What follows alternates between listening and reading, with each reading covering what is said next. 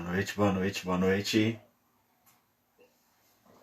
Boa noite, boa noite. Opa, o anfitrião aí já está chegando aí. Fala, Gui. Boa noite. Vamos aguardar aí que ele é pontual, ele já tá por aí já. E já vamos dar início aí à nossa resenha de hoje, que é um cara que tem uma história aí sensacional para compartilhar conosco aí. Bom, galera, hoje na live, antes dele entrar aí, eu vou falar um pouco coisa rápida, tá?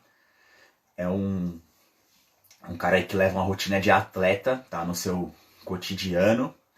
E nós vamos aí bater um papo aí, conhecer um pouquinho da sua trajetória, tá? Especificadamente no voleibol, tá? Que é o Daniel Yoshizawa. Nunca perguntei isso pra ele, mas eu acho que ele deve ter alguma descendência, isso é fato, de algum japonês, alguma coisa desse tipo. E eu já vou convidar ele aqui, tá?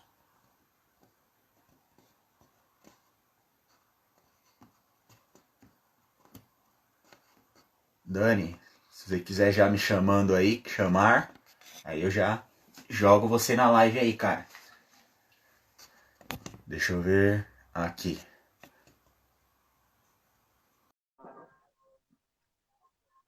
Boa noite, Sol. Tá por ali também. E Fala, meu aí, amigo, Dan? boa noite. Como é que... Boa noite, cara. Como é que você tá, meu queridão? Tudo bem, e Beleza? você? Melhor agora. Ótimo. Consegue me ouvir legal aí? Tranquilo. E aí, tá bom? Também ó. Beleza. Tá ótimo. Tá ótimo. Cara, que honra ter você aqui, hein, meu? Oh, o prazer é todo meu, professor. Obrigado pelo convite. Fico muito Que feliz. isso, cara. Tive a oportunidade de te conhecer aí quando você era um aluno ainda, certo? Foi acho que em Trabalho 2012, acadêmico, né? né? E hoje tenho a oportunidade de bater um papo com Cara. você como um professor já, né? Então, para mim é uma grande honra. Cara. Passou, hein? Nós estamos ficando mais novos, né? Conforme passa o tempo aí. Verdade, um pouquinho mais experientes, né? Bom, Dan, nunca te perguntei. Você tem alguma descendência aí, cara? Tenho, minha mãe. Daniel Yoshizawa. Minha mãe é japonesa, meu pai é brasileiro, isso. Entendeu. Bom, tô falando aqui pra galera, Dan, fala um pouquinho de você e eu queria que você se apresentasse aí pra galera. Quem que é o Daniel? Da onde que veio o Daniel? Certo. Fale aí em poucas palavras antes de nós darmos Certo. início aí. Primeiramente, boa noite a todos aí que estão nos acompanhando. Obrigado aí pela prestígio. Eu sou Daniel Yoshizawa, tenho 34 anos. Sou morador de Suzano, São Paulo. Sou atleta do voleibol sentado paralímpico. Sou jogador do SESI São Paulo e da Seleção Brasileira. Há 11 anos eu pratico a modalidade. Sou capitão da equipe do SESI São Paulo há 8 anos. E sou levantador da equipe. Cara, é o currículo, hein, meu? Pouquinho. Bom, Dan, basicamente como que vai funcionar aqui, tá? Eu não coloquei pergunta em si, eu vou só falar uma frase e aí eu quero que você desenrola, pode falar aí, e de boa, tá? Conversa informal pra gente conhecer um pouquinho aí do Daniel, tá? E aí, quando você ouve a frase, o Daniel antes e depois do esporte, o que você conseguiria aí dizer aí pra gente, cara? Cara, o antes e o depois, certo? Sim. É complicado falar assim, mas eu posso se dizer que é um novo Daniel que hoje em dia dá mais valor às coisas simples da vida, que antigamente coisas do ser humano, sabe? A gente reclama demais, essas coisas assim, Sim. entendeu? Então, tudo que eu passei na vida aí me fez valorizar coisas simples, né? Que às vezes a gente não valorizava no dia a dia. entendeu? Bom, cara, eu não sei você. De repente, não sei se você carrega isso, tá? No seu cotidiano, mas já te falei algumas vezes, eu acho a sua história, eu vejo você como exemplo. Eu não sei como que você enxerga isso, se você leva isso no seu dia a dia, se você, cara, eu não me considero como exemplo. Eu, ao meu ver, você desde a sua trajetória um pouquinho. Eu tinha até vídeo, cara. Tava procurando um vídeo que nós fizemos um trabalho te entrevistando. Você todo tímido, cara. Não queria falar com a gente. Boné pra trás, assim, cara. E hoje, assim, a evolução, cara. Então, assim, eu vejo você como um. Então, eu confesso que de início eu não tinha essa visão sobre mim mesmo, certo? Eu fui vendo essa dimensão que eu consegui atingir e inspirar pessoas ao passar do tempo, né? Que eu fui realmente enxergando que eu era uma inspiração, que eu fazia diferença na vida das pessoas, motivando as pessoas, entendeu? Simplesmente com um bate-papo, essas coisas.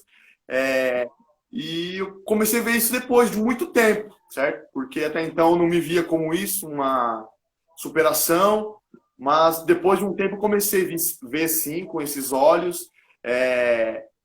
Me uso também como motivação, certo? Falo, pô, cheguei até aqui agora, eu não posso parar, tenho que continuar, entendeu? E eu uso como motivação sim, minha história, minha vida, meus momentos. Legal. Dani, como que foi esse início aí no voleibol aí? Conta aí pra galera certo. aí. Então, eu já pratico a modalidade desde 2009. Eu entrei no SESI em setembro de 2009, através de um convite do professor Ronaldo Oliveira, que foi o mentor do voleibol sentado no Brasil, certo? Ele é treinador da equipe feminina de voleibol sentado do SESI. Eu tinha uma... Foi o cara que abriu as portas para eu fazer o trabalho lá com vocês, cara. Exatamente. Grande Ronaldo. Ele tem uma prima que era aluna dele na faculdade aqui em Suzano, na Unisus. Certo? E ela teve aula de esportes adaptados. E na época, acho que foi na época que eu tinha ficado doente, entendeu? E daí ela comentou de mim pra ele e tal. Pô, tem um primo que ficou doente, assim, assim, assado, que teve que fazer amputações, certo? E passou meu contato pra ele. Quando eu tava em casa, ele me ligou, se apresentou, tal. Tudo bem, Daniel? Sou o professor da sua prima, tal, tal, tal. Ela falou que você gostava de voleibol. Eu falei, gostava, mas eu nunca fiz nada pra ser profissional. Eu brincava na rua. E fiz educação física porque eu era obrigado, certo? Mais ou menos assim. Mas eu sempre tive um grande carinho pelo voleibol. Ele falou, pô, então, a gente tem uma equipe aqui no SESI de Suzano, você não quer vir conhecer? Eu falei, pô, tudo bem, posso ir. Ele falou, pô, vem cá, se você não gostar não tem problema, tal, só pra você ver como é. Eu nunca tinha visto, nunca imaginei como era o voleibol sentado. Confesso que quando ele me falou, eu achei que era, tipo assim, por ser de deficiente, seria aquela coisa mais lenta, tal, mais monótona. Pelo contrário, quando eu cheguei lá, meu amigo, eu vi um companheiro meu de seleção brasileiro, o Giba, fazendo um ataque, e aquilo me espantou, cara. Porque eu nunca tinha tido contato com atletas, certo? Naquele momento da minha vida, nunca tinha visto pessoas com deficiências com tanta habilidade, ainda mais no chão. Eu não tinha habilidade para subir e descer da cadeira, enquanto a galera tava lá na quadra, lá, o pau fechando, bola para um lado para o outro, a bola saía da quadra, o líbero buscava a bola. E quando eu vi aquilo, eu falei, mano, esses caras são super-heróis, velho. Eu não acreditei. Eu falei, nossa, eu fiquei assustado. Eu falei, mano, eu não sei subir e descer da cadeira. E agora? Olha onde eu tô. Certo? Daí, beleza. E cheguei lá, era o último treino antes do Campeonato Brasileiro, que começava depois de, acho que, de 4, 5 dias. No SESI de Suzano mesmo. Daí assisti o treino, participei de uma partezinha ou outra lá, tal, todo tímido, né? Mas feliz da vida, porque eu sempre tinha um carinho pelo voleibol e não conhecia o voleibol sentado. E o que aconteceu? Daí acabou o treino, bati o papo com todo mundo, o professor perguntou, e aí, você gostou? Eu falei, gostei. Ele falou, você quer entrar para a equipe? Eu falei, eu gostaria. Ele falou, então, semana que vem a gente começa o Campeonato Brasileiro, você se apresenta junto com a equipe, na quarta-feira à tarde, você vai ficar concentrado com a equipe para você ver como que é um clima de competição desde cedo. Eu falei, pô, legal. Puta desafio, hein, cara? Então, fiquei naquela ansiedade. Eu fui lá, todo feliz, tal, entendeu? Vi o voleibol naquele momento lá, o Campeonato Brasileiro, né, que aconteceu. O SESI naquela situação foi vice-campeão brasileiro. e eu pude acompanhar jogos de mais alto nível que tinha no momento. Eu fiquei muito feliz, encantado e motivado. Mas ao mesmo tempo era desafiador, porque eu não tinha habilidades, certo? E o voleibol sentado exige muita habilidade, entendeu? Mas eu aceitei o desafio, certo? Comecei a treinar. Antigamente treinávamos só de sexta e sábado. Hoje em dia a rotina já é um pouco mais puxada. É 3, 4 vezes na semana, entendeu? Todo dia à noite, né? E 11 anos se passaram. Consegui inúmeras oportunidades. O SESI me deu oportunidades de transformar minha vida. Me deu uma bolsa de faculdade. Sou formado em administração de empresas. Pô, legal, cara, Eu sou legal. muito grato ao seu Paulo Scaff aí, que no meio dessa situação toda aí, ele comprou a briga, manteve todos os projetos do esporte paralímpico no SESI em atividade, e nenhum atleta foi afetado com essa situação. Isso é algo de se valorizar em meio a essa situação. Sim, com certeza, com certeza. Nós ficamos muito felizes por isso, e essa é um pouco da minha trajetória dentro do SESI, e depois eu consegui chegar à seleção brasileira também, certo? Através do SESI. Eu participei de um torneio em 2009, Júnior, foi o último ano que teve Campeonato Mundial Júnior. Eu entrei com 23 anos no SESI, que foi o limite da idade do Campeonato Júnior. Meio que dei sorte, né? E fui disputar um Campeonato Mundial no Irã. Até então, eu não sabia assim, então, se eu queria o voleibol sentado. Porque quando eu entrei... Como que foi isso aí, Dan? Como que foi as emoções aí? Porque, cara, representar o país, cara, não é... Opa! Foi um divisor de águas também, porque vou contar um detalhe aqui. Antes de eu entrar pro vôlei, minha intenção era natação. Eu fiquei doente em 2007. 2008, Paralimpíada de Pequim, na China. Tava mudando de canal e ia começar uma prova de natação, certo? Daí tinha um chinês lá, ele tinha os 2 braços bem rente aqui e tal, né? Eu, nunca tinha visto uma prova de natação paralímpica, achei curioso, comecei a assistir. O cara bateu o recorde mundial, medalha de ouro. Eu falei, nossa, eu quero ser igual esse cara. Daí vai o Dani lá atrás de buscar natação, tal. E onde eu fui, estava em manutenção as piscinas e não tinha previsão de utilização. Eu falei, putz, não é pra você ver como é o destino. Eu fui no SESI perguntar na natação. Foi Deus que mandou você lá, cara. Daí eu fui no SESI perguntar na natação, quem me atendeu? Ronaldo Oliveira. Ele falou assim pra mim, pô, dá pra você... Daí eu falei, daí eu perguntei na natação e falou, pô, onde tem lá tá em manutenção, não tem previsão. Daí ele falou assim pra mim, pô, mas dá pra você jogar voleibol sentado, não sei o quê. Eu falei pra ele assim, não, eu queria natação. Pô, mas você não quer nem conhecer? Eu falei, não, professor, obrigado mesmo. Fui embora, cara. Entendeu? Depois de um tempo, o próprio Ronaldo liga aqui pra mim, fui pro SESI de novo, ou seja, era pra mim ir pro vôlei, certo? E o que aconteceu? Daí quando eu entrei no vôlei, teve essa oportunidade da seleção, sub-23. Quando fui convocado, eu não acreditei, né, tal, por estar novo no esporte, o Ronaldo explicou, não, é por idade, tal, entendeu? Tem poucos atletas na idade, você é um deles, entendeu? E aquilo foi um divisor de águas para mim, porque até então eu tinha aquele negócio de buscar natação ainda, sabe? Mas quando eu fui pro Mundial, vi aquilo tudo, sabe? Os melhores do mundo jogando, tal, mesmo sem ter bagagem nenhuma, cara, aquilo para mim foi fundamental. Eu falei, é aqui que eu quero fazer minha trajetória no esporte. Entendeu? Foi um momento magnífico na minha vida. Nunca imaginei viver um momento daquele. Tanto que meu primeiro jogo oficial no voleibol sentado foi num campeonato mundial, não foi nem no Brasil, cara. Você tá entendendo? Então, as situações me alejaram muito ao decorrer desses anos, me deram muita bagagem, sabe, desde cedo. E eu tenho muita experiência. Então, para mim, foi sensacional. Momento sub-23, depois eu tive minha passagem com a seleção adulta em 2013.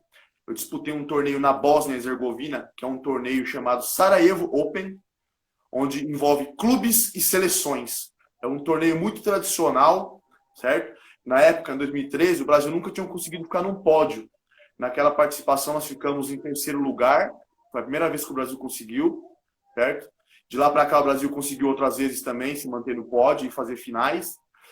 E depois eu disputei um torneio na Alemanha, em Leverkusen, com a seleção. Ganhamos também, foi uma grande experiência, porque naquela época a Alemanha era a atual medalhista de bronze dos Jogos Paralímpicos de Londres, 2012. certo? Então eles tinham um time fortíssimo, foi uma grande experiência para mim jogar com aqueles caras. Depois eu tive a oportunidade de jogar nos Estados Unidos, em Oklahoma, um pré-mundial, na qual valia a classificação do Brasil para um torneio mundial no ano seguinte, entendeu? Daí depois eu fiquei fora da seleção um ciclo, voltei em 2018, certo? Com nova mudança de presidência, treinadores, gestão, certo? E voltei para preparação para o Mundial que tivemos, né, na Holanda, em 2018, e o Brasil se consagrou medalhista de bronze nessa edição. Foi sensacional. Para mim era uma das minhas metas de carreira, ser medalhista em campeonatos mundiais, eu consegui, certo? E depois, ano passado, nos Jogos Parapan-Americanos de Lima, no Peru, na qual valia a classificação do Brasil nos Jogos Paralímpicos de Tóquio, nós se consagramos medalhistas de ouro, certo? Aí, esse é o xodó. Cadê a Dora? Ah, ela aí, ó. Aqui, ó. Cara, essa aí essa aqui é o xodó. Tem que ficar pendurada aí na cabeceira da cama. Entendeu? Daí, através dessa Sim, com certeza. Nossa, para as Paralimpíadas. Infelizmente teve o cancelamento, mas foi por um bem maior, certo? E agora sim, com certeza. Aí, espero em breve para poder dar sequência aí, né? Manter o foco aí. Vocês estão parados, né? Estamos parados também, certo? Até então. Sem previsão. A previsão de volta provavelmente é em agosto, aqui no SESI, mas ainda não tem nada concreto. Certo. Vamos aguardar mais informações. Entendeu?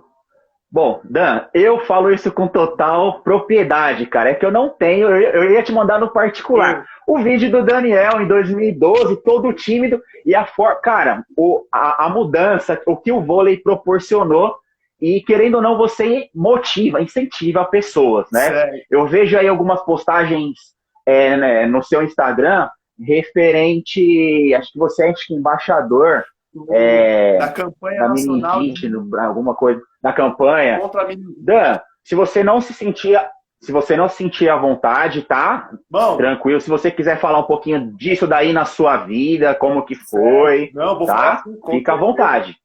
Entendeu? Então, a minha deficiência veio através da meningite meningocócica, certo? Aos 21 anos, certo. Eu contraí a meningite. Eu tinha uma rotina de acordar cedo e trabalhar. E, tipo assim, eu acordava todo dia às 6h30 da manhã. Certo. Bati o despertador, já saía da cama. Nada de ficar enrolando e tal. Nesse dia que eu acordei para ir trabalhar, bateu o despertador. Quando eu saí da cama, eu já comecei a passar mal, vomitar, tal, certo? Não fui pro serviço. E eu lembro que eu sentia muita dor no corpo, fraqueza, muita dor na nuca, entendeu? Fraqueza ao ponto de ficar em pé e não conseguir se sustentar. Tinha que sempre ficar escorando nas coisas. E daí, na época, meu pai também trabalhava comigo na empresa. Daí meu pai voltou para tomar café da manhã. Pô, Paulo, vai no hospital, tal, não sei o quê. Eu falei, não, depois eu vou, não sei o quê. Daí, beleza. Isso, na esquina de casa, tem um ponto final de ônibus e van. Se eu pegasse o ônibus para ir para o hospital, onde eu desci, eu ia andar 2 quarteirões apenas. Mas eu estava tão fraco que eu fiquei com medo. Eu falei, se eu for e cair, eu acabei não indo. Era um risco. Então. Daí meu pai foi pro trabalho e tal, voltou para almoçar, falou, pô, você não foi no hospital ainda? Eu falei, não vou, que eu não aguento andar. Ele foi lá, chamou um amigo dele, taxista, tal, o cara pegou minha mãe, levou no hospital. Minha mãe preenchendo aquela burocracia de convênio, eu lembro que toda hora eu ia no banheiro, e lavava o rosto, vomitava, tal. Eu cheguei no hospital, era 1h30, assim, da tarde, no máximo, certo? O que aconteceu? Daí, minha mãe preenchendo a burocracia de convênio, tal, essas coisas, né? E eu comecei a ter convulsões, certo? Daí me atenderam, tal, tiraram o líquido da minha espinha, constataram que era meningite meningocócica. O hospital alegou que não tinha um suporte avançado para me atender no momento, que eu necessitava de uma transferência. Eu sou de Suzano e eu tinha que ser transferido para um hospital lá em Santo André, na Avenida do Estado.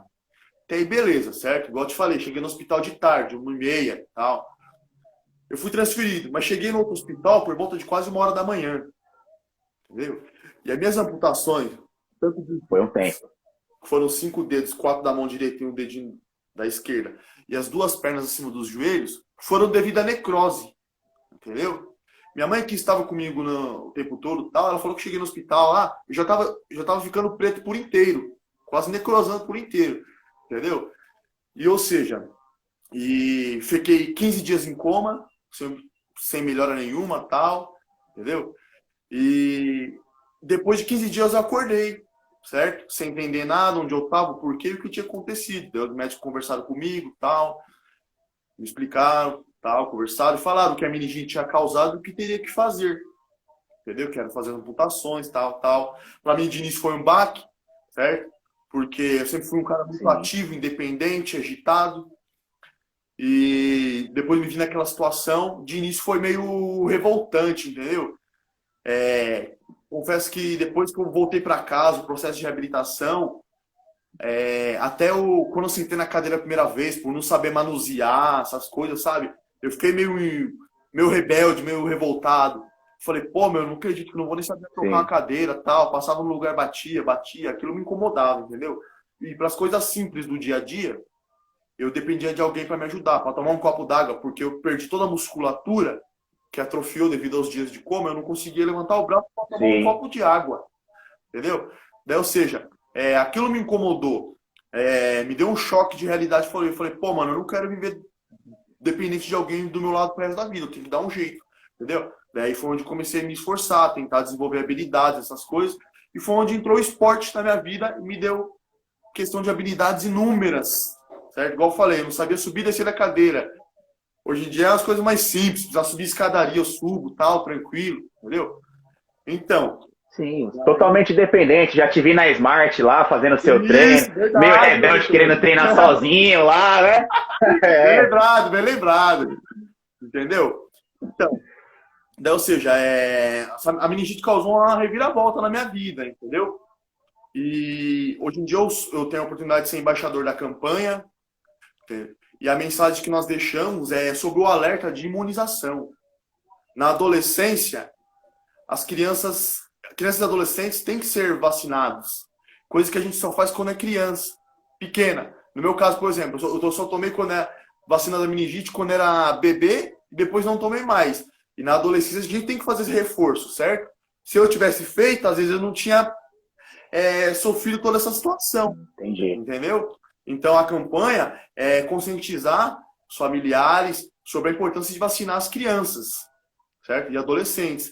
Né? Manter as carteirinhas de vacinação sempre atualizadas em dia, entendeu? Sempre procurar um posto médico de vacinação em caso de dúvida e nunca deixar de tomar as vacinas para evitar futuros problemas, entendeu? Entendi.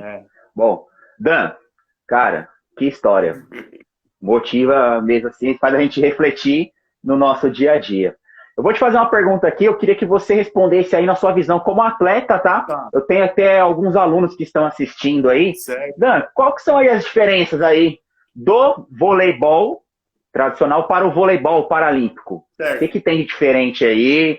Então, basicamente, as regras são as mesmas, mas o que diferencia o voleibol olímpico do paralímpico é que no nosso voleibol sentado, nós podemos fazer o bloqueio do saque, certo? Na hora do saque adversário, a gente pode fazer um bloqueio, certo? Rodízio é igual, pontuação é igual, melhor de 5 sets, posições em quadra também, líbero, levantador, oposto, ponteiro, passador, centrais, entendeu? E uma regra que define o voleibol sentado a padrão de nível mundial é que no momento da ação de você fazer um saque, um bloqueio ou um ataque, você tem que estar em contato com o bumbum no chão, certo? Acontece muito do atleta na hora da alavanca, ele perdeu o contato, certo?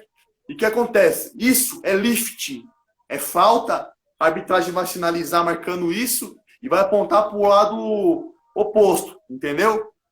Por quê? Isso é contra a regra, entendeu? Ou seja, as diferenças são mínimas, que é o bloqueio do saque, entendeu? E o que a gente joga sentado, porque no geral é tudo igual, entendeu? No voleibol em pé, caracteriza a rede, qualquer parte da rede, certo? Tanto na borda até o final. Certo. No voleibol sentado, é só a borda que caracteriza a rede. Por que acontece? Tem atletas que têm as duas pernas, certo? Essas coisas. E é muito normal, na hora do deslocamento do central correr a rede, raspar a perna na parte de baixo. Então, às vezes, pode acontecer da rede movimentar muito, mas não é rede. A rede só caracteriza a borda. Entendeu?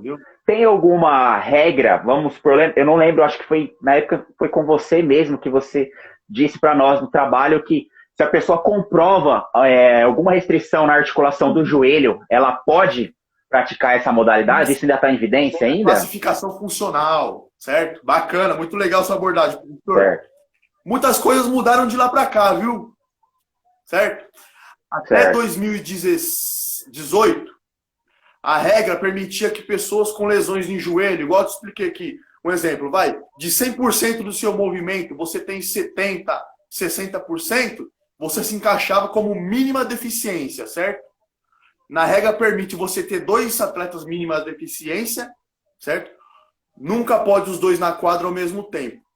Você tem que estar um em quadra e um no banco. Você pode fazer alterações táticas, usando isso, certo? Inversões de fundo de quadra, aumentar a rede e tal, mas os 2 atletas de mínima deficiência nunca podem estar na quadra ao mesmo tempo. E outra coisa, quando mudou essa classificação, muitos atletas que tinham lesão de joelho foram banidos do esporte voleibol sentado. O Brasil, por exemplo, tinha alguns atletas que eram o Anderson, de Curitiba, 2,12 metros de altura, o Roim, foi nosso atleta aqui também, 2,10 metros de altura. Tinha o Fred, do Rio de Janeiro também, 2,5 metros também, excelente jogador. E para pegar esses caras aí, né? Rodaço, cara, difícil. O que acontece? Eles tinham lesões, eram classificados atletas por lesões de joelhos. Hoje em dia eles não podem mais jogar devido a 2018 ter mudado a regra, certo?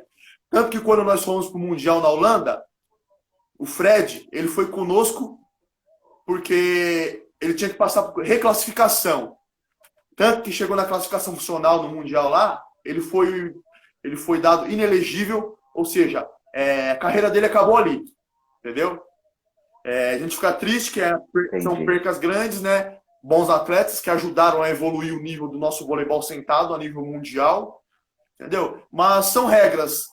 Tem coisas que a gente também não concorda com inúmeras situações. Sim. Eu não conheço muito, então prefiro não falar, certo? Mas vou dar um exemplo. É meio que injusto, concordo igual na natação, o André Brasil. O cara disputou 3, 4 Olimpíadas, ganhou aí 15 medalhas. Como que você muda uma classificação assim e você acaba com a carreira de um atleta? Com deficiência ainda. Entendeu? Isso que é o pior. É algo bem flexível, né? Bem flexível. Daí existe muito questionamento sobre essa situação de classificação funcional. Muito questionamento de classificadores de cada país para eles entrarem em alguns consensos, certo? Mas até então essa classificação de joelho no voleibol sentado não se encaixa mais. Entendi. Complicado, né? É algo que a gente... Difícil. Bom, Dan, você também, eu lembro que nos disse que é o SESI basicamente, não sei se ainda permanece, uma etapa em um determinado local de São Paulo. É o SESI que gerencia tudo, algo mais ou menos desse tipo, professor, os equipamentos. Cortou um pouco aqui, o senhor pode repetir? Melhorou? Tá me ouvindo agora? Legal. Eu lembro que em 2012 você havia dito que quando tinha alguma etapa, acho que era do Campeonato Brasileiro, em determinada cidade de São Paulo, vocês tinham que chegar com todos os equipamentos, rede. Como que está essa situação atualmente? Era Campeonato Paulista, professor, certo? Porque o que acontece? A gente sediava cada mês em uma cidade. Por exemplo, uma vez aqui em Suzano, outra vez vai ser na Praia Grande, outra vez vai ser em São José dos Campos. E o que acontecia? Muitas das vezes, quem sediava não tinha material, certo? E acabava o quê? Pelo que ter alguns materiais a mais e a gente sempre acaba chegando primeiro, ficava a responsabilidade pra gente. Tem que chegar... E o último a sair. Putz, aquilo, nossa, a gente ficava doido com aquilo. Porque às vezes acabava jogo e tal, a rodada toda, a gente podia ir embora, mas não, tinha que esperar o material, entendeu? E às vezes aquilo acabava estressando, era cansativo, mas foi melhorando, certo? Devagarzinho. as equipes conseguiram se estruturar um pouco, mas pelo menos ao ponto de ter seus próprios materiais, bolas, essas coisas, para poderem sediar, fazerem eventos, essas coisas, tá tranquilo. Todo mundo tem seu material. Hoje em dia a gente não precisa mais ficar levando de lá para cá, entendeu? Graças a Deus. Graças a Deus, né, meu? Legal. Dani, como que tá aí o trabalho de base a nível Brasil, né? Eu vejo o SESI como referência, Sim. tá? Quando principalmente ao falar voleibol sentado, como profissional, só me recordo SESI e em Barueri, que eu fiz um outro trabalho na época, não sei se ainda tem essa equipe, que é da Catiane, que na época veio pra cá fazer o trabalho conosco. Então não sei como que tá ainda. Então, professor, questão de base tá meio fraco a nível Brasil, certo? Infelizmente, nem todas as equipes visam formar atletas, certo? Igual o SESI faz. Infelizmente, o SESI é uma das poucas equipes que chega todo ano, traz alguém novo, entendeu? Coloca alguém novo em evidência, tanto que for garoto, tal. Tanto que nós temos um atleta que é aluno do SESI, o garoto tem 11 anos, começou a treinar conosco, certo? Já tem 1 ano e meio, 2 anos que ele está treinando, é o Vinícius, a gente brinca, ele é o nosso mascote. Mas eu vejo muito pouco trabalho feito na base pelas outras equipes. Infelizmente, a gente escuta muito. Eu posso falar com propriedade o que eu vou falar agora, eu vejo muita gente culpando a nossa confederação, certo? Que eles não fazem nada, tal, mas não é obrigação da federação revelar atleta, é obrigação de clubes trabalhar nisso. Você tá entendendo? Durante anos, passamos muita dificuldade com questão de confederações, essas coisas tal, certo? E a última gestão sofreu muito até regularizar tudo, que é o nosso presidente Ângelo. Fico feliz que ele deu conta do recado, tanto que na gestão dele, nos últimos 3 anos, todas as finais de campeonatos brasileiros masculinos tiveram transmissão ao vivo do canal Sport TV, certo? Coisa que na gestão passada não teve nada. Mal tinha mal tinha divulgação, mídia e televisão, entendeu? Ou seja, eu escuto muito que a confederação não faz nada, mas não é obrigação da federação, não. Um joga pro outro, né? É obrigação dos clubes trabalharem isso. Tem muito gestor aí que é oportunista, certo? Que acaba usando aí os deficientes para ganhar dinheiro, entendeu? Acabam aí visando o quê? Buscar parceria para quê? Dar um dinheiro pro atleta, mas em troca você tem que me devolver metade, certo? É muita sacanagem que acontece em alguns clubes, entendeu? Isso me entristece muito, entendeu? Ou seja, o SESI tem um projeto também que é o Superar, que visa crianças desde cedo para o voleibol sentado, entendeu? É um dos poucos projetos que eu vejo aí que fazem base mesmo, entendeu? A equipe de Barueri também existe até hoje, entendeu? Mas entra ano, sai ano, não muda nada. São os mesmos atletas, mesma coisa, não muda nada, entendeu? É algo que me deixa... se pensar porque nós temos os grandes aí, né? Nós temos, quando nós falamos em clubes grandes, já vem aí 4 clubes aí grandes aí quando fala na instância do futebol, né? Isso. Eu tenho uma visão enquanto profissional de educação física que é muito triste você chegar às vezes num colégio e o garoto não roda 6-0. Sim. Tá entendendo? Sim, entendo. É complicado, entendeu? Por quê? Já é aquele hábito do nem tanto que olha a situação a nível do esporte do nosso futebol como que está hoje, né? De se repensar. E foi investido tanto financeiramente nos atletas e tem outras modalidades que não estão em evidência, que a mídia só visa futebol. E é até interessante porque você vê a galera que ela é carente de informação, não sabe sobre um goalball, que seja um futebol de 5, não sabe, né, o Rogerinho, que tem a equipe em Mogi, do Corinthians, entendeu? São coisas que estão aqui no nosso Alto Tietê e, infelizmente, é algo muito restrito, entendeu? É complicado. É difícil. Cara, você é um medalhista paralímpico, cara.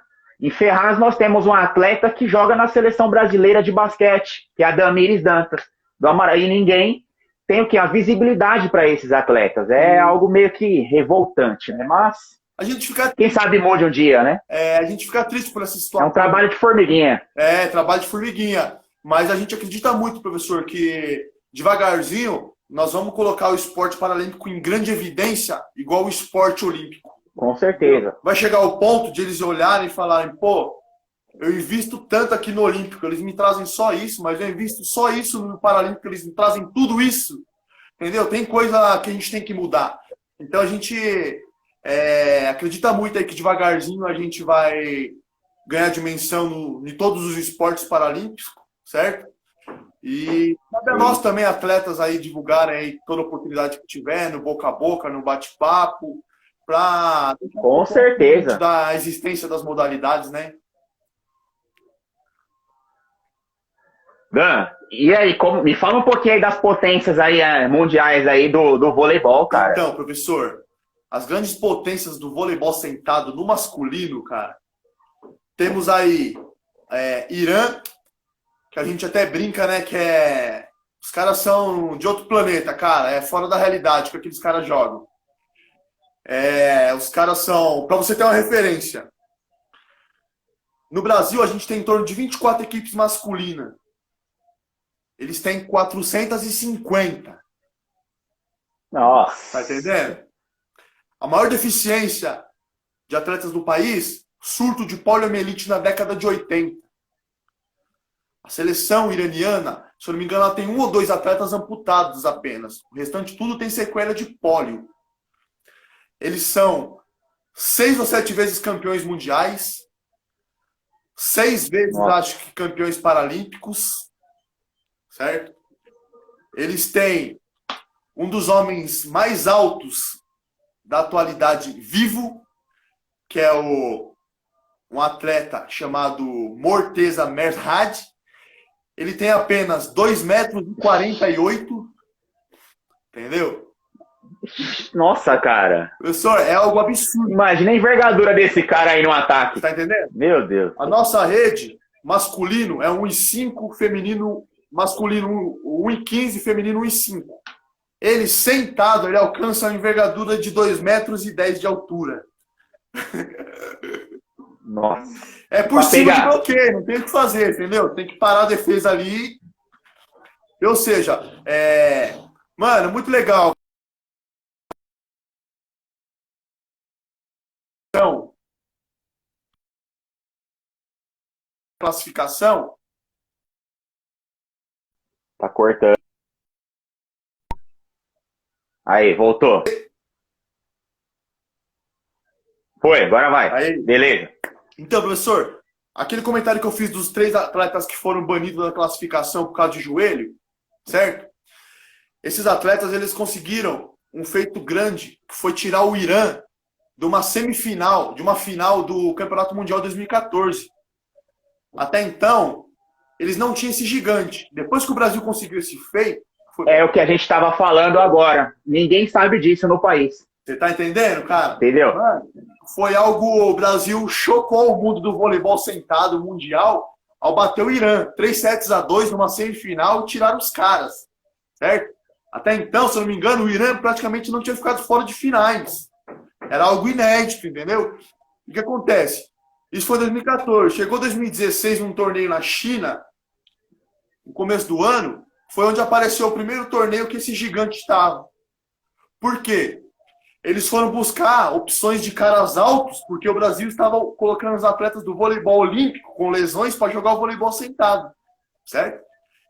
E a deficiência desse atleta gigante, quando ele era jovem, ele caiu, quebrou a perna, certo? E ela calcificou de forma errada, onde ficava uma diferença muito grande. E ele, por ter um tamanho todo desproporcional, ele acabou meio que se isolando, entendeu? Daí descobriram ele, convidaram ele, tal. Cerca de 2 anos, o cara é campeão mundial e medalhista de ouro, campeão paralímpico, ó. Tá ruim, professor? Nossa. Entendeu? Cara. Não, mano, muito louco, cara. Muito legal mesmo, muito legal. Uma outra potência, Bósnia e Herzegovina. Excelente equipe, tradicional também. Até então, era mais que comum Irã e Bósnia fazer todas as finais de campeonatos mundiais e Paralimpíadas. Reinavam. Certo? Hoje em dia, no ranking mundial,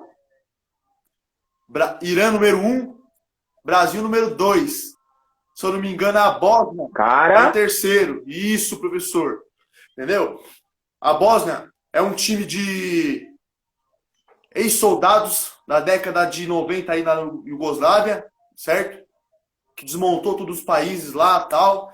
Temos casos de alguns atletas que pisaram em minas terrestres em frente às suas casas e acabaram com suas pernas amputadas ou parcialmente mutiladas, entendeu? E são situações muito legais. Já tive a oportunidade de jogar na Bósnia também, entendeu? A galera lá é, nota 10. Ano passado tivemos um atleta da Bósnia que veio jogar o Campeonato Brasileiro também, pela equipe do Corinthians. Kadrik, é um cara aí que foi campeão mundial 2014, medalhista de ouro 2012 com a Bósnia, entendeu? É algo que valoriza, engrandece muito o nosso campeonato, entendeu? Temos também a Rússia, que é um excelente time fortíssimo, time chato, jogueiro, e daí a gente não sabe a situação dele. E Itália e Cuba? Professor, tem? Itália está engatinhando no voleibol sentado ainda. A Cuba também está engatinhando, certo? Eu tenho alguns contatos aí novos aí que a gente acaba divulgando aí nessas coisas nas redes sociais. Recebo muita mensagem do exterior, professor, certo? O pessoal de Cuba entrou em contato aí comigo, batendo um papo, que eles queriam tentar a oportunidade de fazer um intercâmbio, queria que nós fôssemos para lá, tal, né? Para poder agregar, ajudar, passar experiência. Sim. Entendeu?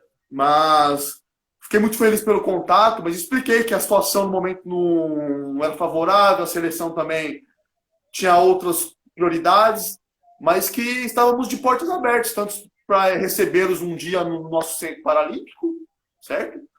Quanto irmos treinar, fazer um intercâmbio, né? Poder passarmos experiência, entendeu?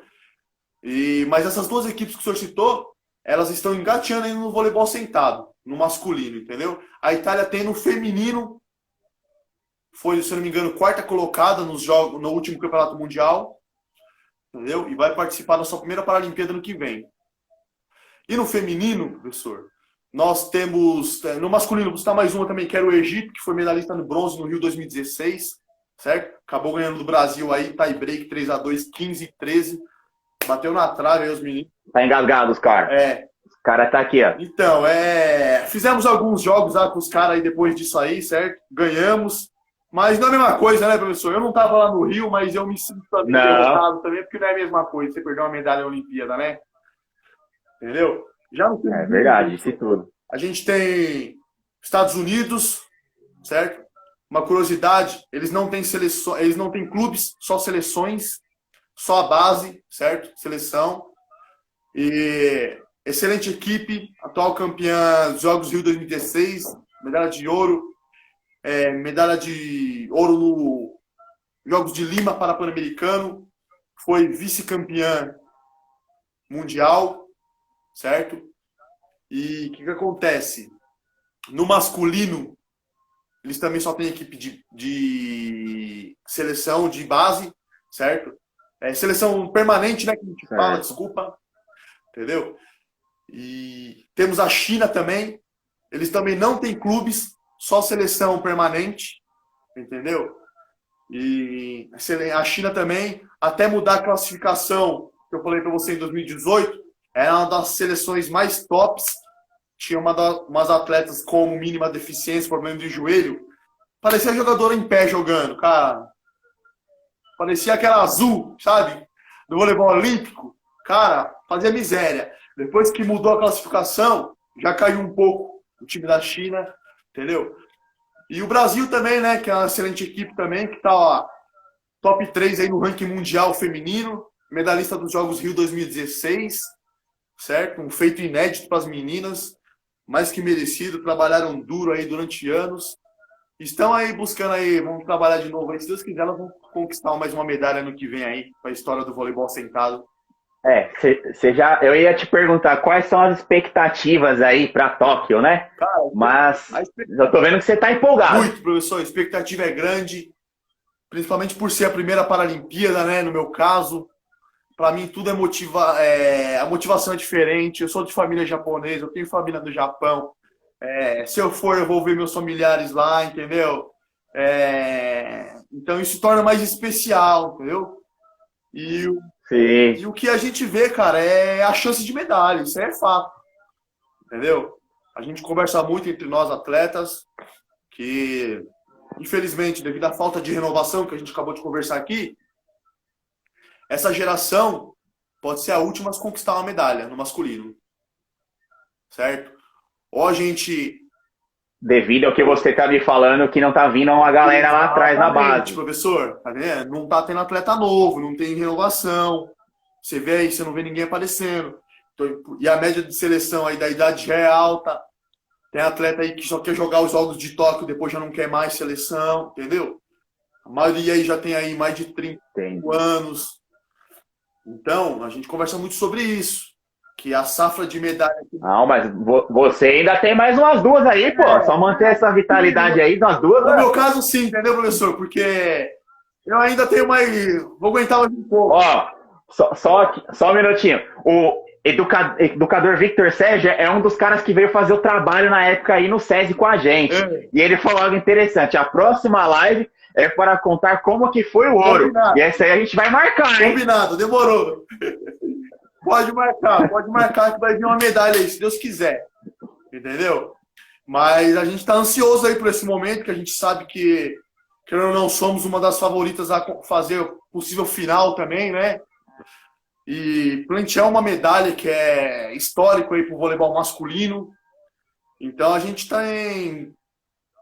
tá focado, mesmo nessa situação de pandemia, ter treinos parados. Mas a gente aí procura não desanimar, não perder o foco do nosso objetivo, que é a Paralimpíada, entendeu? Porque a gente vai lá para fazer história, professor. A gente vai lá para entrar para história, não vai lá para ficar tirando fotos, esses negócios, não. A gente vai lá para ganhar medalha e causar dentro da Paralimpíada, que a gente vai trazer essa... Legal. Com certeza, cara. É isso aí. Bom, Dan, já partindo para o fim, que daqui a pouco o Insta já vai derrubar a gente aqui. Cara, a sua história, não sei se você já pensou, cara, dá um livro, mano. Não sei se você já pensou, cara, de repente, quando você parar com essa carreira sua aí, pode ser que... Confesso pra você. Entendeu? Ou, de repente, é um projeto seu aí que... Entendeu? Mas, assim... Uma vez eu tava lá na Smart, conheci um professor de educação física também, batemos um papo, tal. Ele falou que tinha um filho autista. Ele escreveu um livro sobre o filho dele. Eu ia falar disso agora. Caramba, tal. Daí comecei a contar minha história pra ele, tal. Ele falou assim, pô, meu, deixa eu escrever um livro da sua vida, cara. Eu falei, pô, eu fiquei meio assim, né? Nunca imaginei que ia receber um convite assim e tal. Falei, pô, a gente pode ver, por que não? Certo? Ele, não, pô, vamos aí, meu, você tá maluco, que história da hora, você é atleta, você ganha medalha, não sei o quê, você representa o Brasil, entendeu? Eu falei, pô, cara, vou pensar com carinho assim, vamos ver aí uma disponibilidade que você tiver, a gente bate um papo, entendeu? E ele me convidou pra contar a minha história. Então, cara, é um projeto aí, vou pensar com carinho. Não deixa passar essa, não. Então. Bom, Dan, é o seguinte, cara, nós vivemos aí em uma sociedade onde as pessoas, elas têm aquele olhar para o deficiente físico, ou que seja, como uma pessoa inferior com olhar de, sabe, de dó. Eu acho que esse paradigma tem que ser quebrado, tá? Eu trabalho na educação física escolar, eu tenho alguns alunos com as suas restrições aí, e às vezes, você já deve ter vivenciado o pai de um garotinho, ou que seja, coitado do meu filho. Eu acho que isso tem que ser o quê? Deixado de lado, entendeu? Isso já tem que ser mudado, não a nível Brasil, mas a nível mundial, ou que seja. E eu queria ir, só pra gente já encerrar, cara, de repente você tem aí uma frase, algo aí que você queria encerrar com chave de ouro, porque é algo que te motiva e que te leva no cotidiano. Você vê aí as pessoas, às vezes, com uma dor de cabeça, né? E reclamando, e a gente... Cara, eu repito, tá? Eu já falei de você para outras pessoas, e em si, cara, veja você treinando. Quando eu vejo você lá vi você na Smart, e ali toda a milhão, e corre, vai para um lado, e puxa o peso, e quer ficar grandão, e não sei o quê. Cara, é isso, meu. É isso. Deixa uma frase aí pra galera aí, algo que você leva Então, professor, como só um comentário inspiração. sobre o que o senhor falou. Esse olhar de dó para as pessoas com deficiência tem que acabar, porque nós somos capazes igual às pessoas que não têm deficiência, Com certeza. capazes, certo? Em certas situações. É chato quando você vê a pessoa olhando com aquele olhar de dó, putz, moleque tão bonito, não tem a perna, caramba, não sei o quê, entendeu? Então, essa situação aí tem que acabar, mas creio que vai levar um tempo ainda, vai demorar muito, certo? Tem que acostumar com as pessoas de olharem para as pessoas com deficiência como fossem pessoas normais, sem deficiência, sem dó, nada, sabe? A gente se vira do mesmo jeito, faz tudo, não tem tempo ruim, trabalha, acorda cedo. Então, porque não tem por que ter dó da gente, entendeu? Trate sempre as pessoas de igual para igual. Entendeu, professor? Com certeza. Uma frase que eu deixo aí é que as pessoas acreditem nos seus sonhos, lutem pelos seus sonhos, não desistam. Não vai ser fácil para ninguém. Entendeu? Todo o seu sonho que você colocou em meta na sua vida não é um sonho qualquer, é um sonho que é para poucos. Então você sabe que você vai ter que ralar muito para você chegar nesse objetivo. Entendeu? Igual o meu sonho é ser medalhista de ouro, eu sei que eu vou conseguir, mas eu vou ter que suar muito. Vai ser, se Deus quiser. Vou treinar muito, vou ter que passar por cima da dor. Você tem um compromisso comigo, cara. Você tem uma live aqui marcada já. Já se comprometeu. Então eu digo para as pessoas que acreditem, que lutem, entendeu? E que o que a gente almeja, se a gente lutar, a gente consegue sim se realizar, entendeu? E o poder do sonhar, do querer, faz as coisas acontecerem. Essa é a mensagem que eu tenho, professor. Eu queria deixar um abraço aqui, professor, rapidinho, para a galera aqui que prestigia a gente. Com certeza. A minha galera do voleibol. Tô vendo a galera aí só. A Duda, meu amigão Guto, Wesley, entendeu? Nosso querido amigo aqui do estatístico, nosso estatístico da seleção, Anderson Zamengo, certo? Um grande abraço aí para todo mundo aí. Obrigado por sempre que a gente está ao vivo aqui, prestigiar galera aqui. Muito obrigado pela oportunidade. Legal. Dan, cara, falta pouco pra gente cair aqui a nossa live. Cara, eu te agradeço imensamente aí pela sua disposição. Quando eu mandei mensagem, eu falei, cara, o Daniel deve estar numa rotina totalmente 360 e vai ser complicado. E você com muita humildade que mesmo, cara, eu conheci o Daniel num outro tempo, o Daniel hoje está querendo ou não, ele está num outro patamar de vida, tá? Ele rodou o mundo através do que o voleibol proporcionou e ele sempre acreditou e é algo principal, que é o que você tem e que vai te levar adiante, cara, é a humildade. Acho que ela é a chave para tudo. E isso não é porque eu tô na sua frente, tô querendo aqui fazer sensacionalismo, não, porque eu te conheço, fora disso daqui, eu já vi você por aí, e a humildade que você tem inspira as pessoas. Eu te agradeço muito pela participação e pela moral aí, né, cara? Ô, professor, eu que agradeço. Muito obrigado mesmo. A oportunidade de poder falar um pouco do nosso voleibol sentado, da minha história de vida, entendeu? Agradeço de coração mesmo aí. E sempre que precisar aí, estou à disposição. Às vezes demora um pouco para responder a mensagem, mas respondo, tá? Sempre que precisar, professor, pode entrar em contato comigo, que estou sempre à disposição. Beleza, Dan. Beleza? Dan, vou encerrando por aqui. Obrigado mesmo, cara. Coração, né? Valeu. Forte abraço. Forte abraço, mano. Com Deus.